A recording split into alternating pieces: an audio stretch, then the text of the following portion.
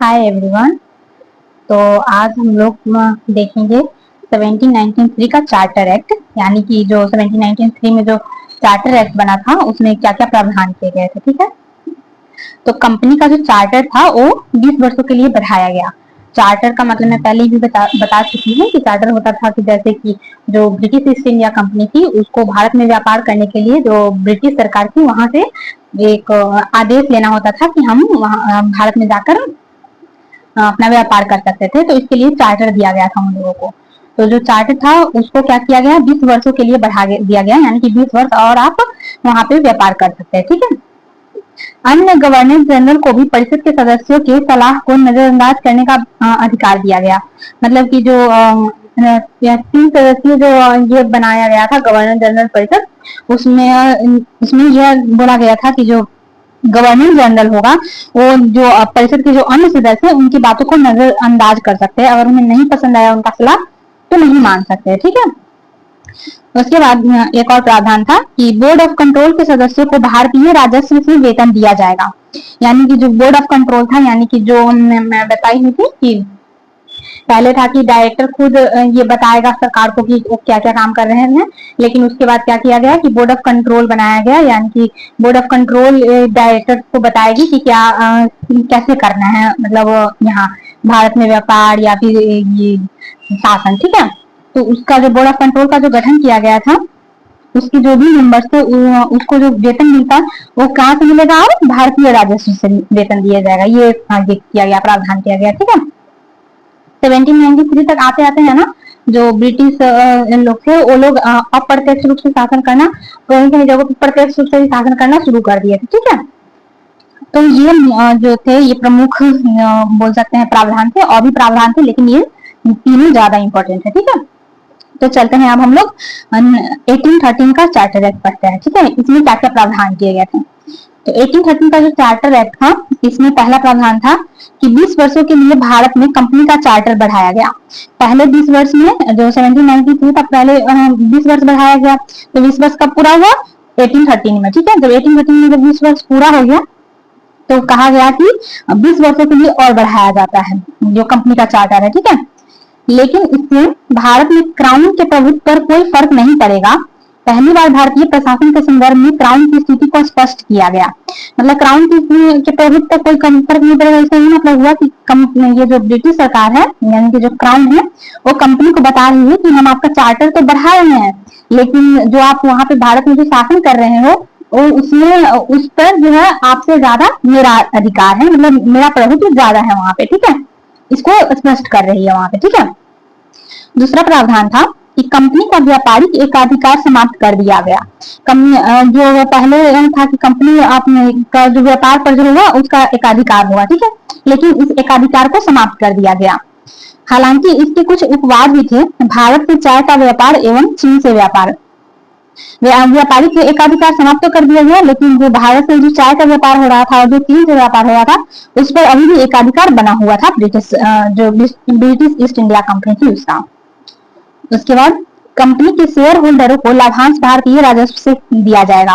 जो भी share holder थे यानी कि जो कंपनी में जो शेयर बने हुए थे उनको जो भी लाभांश दिया जाएगा वो कहां से दिया जाएगा, भारतीय राजस्व से।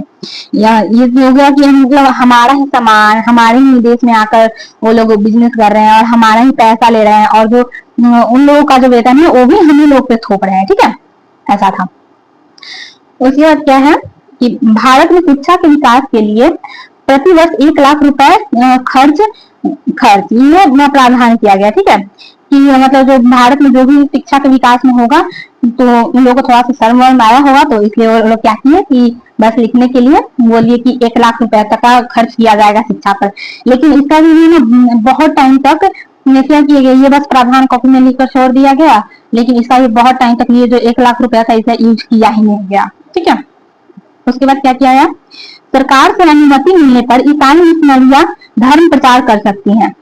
ये जो ब्रिटिश लोग थे वो लोग ज्यादा क्या थे, ईसाई धर्म को मानने वाले थे।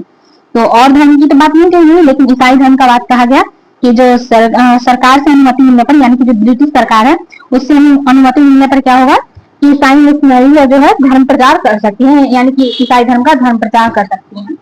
तो अभी हम लोग पढ़ने वाले हैं 1833 का चार्टर एक्ट, मतलब 1833 का जो चार्टर एक्ट था उसमें क्या क्या प्रावधान किए गए थे। तो जो पहला प्रावधान था कि फिर से 20 वर्षों के लिए चार्टर बढ़ाया गया।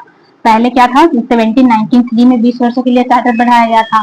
फिर उसके बाद क्या हुआ, 1813 ईस्वी में फिर 20 वर्षों के लिए चार्टर बढ़ाया गया। उसके बाद फिर 1833 ईस्वी में फिर से 20 वर्षों के लिए चार्टर बढ़ाया गया। ठीक है। उसके बाद कंपनी भारत में क्राउन के न्यासी के रूप में कार्य करेगी, यानी कि जो कंपनी है, यानी कि जो ब्रिटिश ईस्ट इंडिया कंपनी है, वो इंडिया में कैसे काम करेगी, क्राउन के न्यासी, यानी कि जो ब्रिटिश गवर्नमेंट है उसकी ट्रस्टी के रूप में यहाँ पे भारत में काम करेगी। ठीक है। तीसरा प्रावधान था, कंपनी के व्यापारिक एकाधिकार को पूर्णतः समाप्त किया गया। पहले ये जो 1813 वाली चार्टर एक्ट में क्या था कि व्यापारिक एकाधिकार खत्म तो कर दिया गया था, लेकिन कुछ अपवाद था, जैसे कि भारत के साथ चाय का व्यापार, चीन के साथ व्यापार, ये कंपनी का बना हुआ था, लेकिन 1833 में क्या किया गया, पूर्णतः समाप्त कर दिया गया। ठीक है। उसके बाद चौथा था, कंपनी के समस्त कर्ज एवं शेयर होल्डरों को लाभांश भारतीय राजस्व से दिए जाएंगे। जो कंपनी है, या ये पहले वाले में भी कहा गया था, 1813 में भी कहा गया था, और इसमें भी कहा गया कि जो कंपनी का जो भी कर्ज है या फिर जो भी शेयर होल्डर का जो लाभांश है वो सब कहाँ से दिया जाएगा, भारतीय राजस्व से दिया जाएगा। ठीक है। उसके बाद क्या किया गया कि बंगाल के गवर्नर जनरल को भारत का गवर्नर जनरल कहा जाने लगा। पहले क्या कहा जाता था, बंगाल के गवर्नर जनरल कहा जाता था। उसके बाद बंगाल के गवर्नर जनरल के स्थान पर क्या कहा जाने लगा, भारत का गवर्नर जनरल। ठीक है। गवर्नर जनरल परिषद में एक विधि विशेषज्ञ को तथार्थ सदस्य के रूप में शामिल किया गया। ये जो गवर्नर जनरल परिषद में था जो 3 सदस्यीय परिषद था, उसमें क्या किया गया, एक विधि विशेषज्ञ को क्या किया गया, जोड़ा गया। ठीक है। यानी कि जो बहुत तरह से विधि को जानते हो, उससे संबंधित कुछ विचार विमर्श कर सके, ऐसा विशेषज्ञ जोड़ा गया। उसमें प्रथम सदस्य कौन थे, मैकाले थे। ठीक है। भारत में विधि आयोग के गठन का प्रावधान मैकाले की अध्यक्षता में गठन। ठीक है। ये जो पहला जो विधि आयोग का गठन हुआ था वो किसकी अध्यक्षता में हुआ था, मैकाले की अध्यक्षता में। ठीक है। प्रांतों से कानून बनाने का अधिकार लेकर गवर्नर जनरल परिषद को दिया गया। पहले कानून बनाने का अधिकार था प्रांतों के पास था, लेकिन 1833 के चार्टर एक्ट के बाद किसको दे दिया गया, गवर्नर जनरल परिषद को दे दिया गया। भारत में दास प्रथा को समाप्त करने के लिए 1843 में कानून बनाया गया। दास प्रथा होता था कि दास खरीदा जाता था, मतलब कि कोई बहुत गरीब है, आदमी है, लाचार है, तो उनको खरीद लिया जाता था और उन्हें दास बना के रखा जाता था। तो जो भारत में दास प्रथा को समाप्त करने के लिए कब कानून बनाया गया, 1843 में कानून बनाया गया। उसके बाद क्या प्रावधान किया गया, लास्ट, ब्रिटिश सरकार भारतीय प्रजा से वर्ग, धर्म, जन्म स्थान, रंग इत्यादि आधारों पर भेदभाव नहीं करेगी। इस चार्टर एक्ट में बोला गया था कि ब्रिटिश सरकार जो है किसी भी तरीके से भारतीय प्रजा के साथ भेदभाव नहीं करेगी, लेकिन रियल मायने में ऐसा नहीं लागू हुआ। जो भी ब्रिटिश लोग थे वो सब लोग जो भारतीय थे उनसे किसी न किसी मामले में हर भारतीय से वो लोग भेदभाव करते थे, कभी वर्ग से, कभी धर्म से, कभी जन्म स्थान से, रंग से, किसी न किसी तरीके से हर भारतीय से लगभग वो लोग भेदभाव किए। ठीक है। तो ये था प्रमुख प्रावधान किसका, 1833 के चार्टर एक्ट का। ठीक है। आई होप आप लोग को समझ में आया होगा। If you like my video, don't forget to like, share and subscribe. Thank you for watching.